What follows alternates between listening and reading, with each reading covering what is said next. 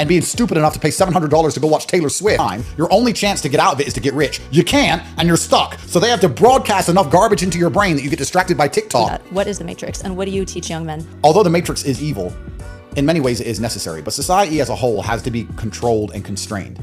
And we have all these different people with all these different ideas, many of different races and religions, different upbringings, different versions of history, and we're all living in very close proximity to one another.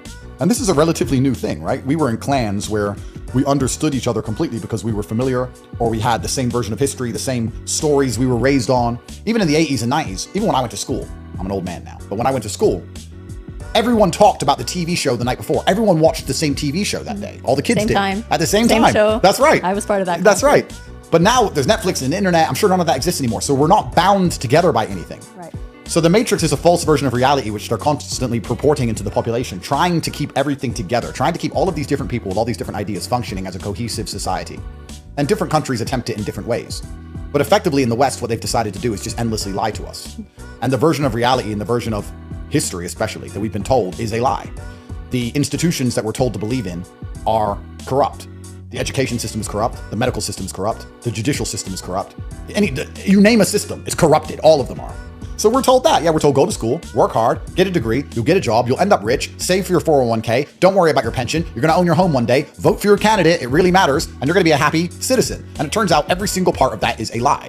And that is the Matrix. And the reason I call it that is because of the movie. In the movie, that Neo is living in a false version of reality, which is very separate and different than the real reality, just to keep him placated so that his body heat can be harnessed by the machines. And that's effectively what the governments of the West are trying to do now. They want you to pay taxes, you need to work, and they want to keep your mind distracted and placated enough for you to continue to pay taxes, even though your cost of living keeps going up, your living standard keeps going down, crime keeps going up, you can't let your kids play outside, you're miserable, the traffic and the commute is getting worse day by day, your life is degrading in real time, your only chance to get out of it is to get rich. You can't, and you're stuck. So they have to broadcast enough garbage into your brain that you get distracted by TikTok and being stupid enough to pay $700 to go watch Taylor Swift standing up and down.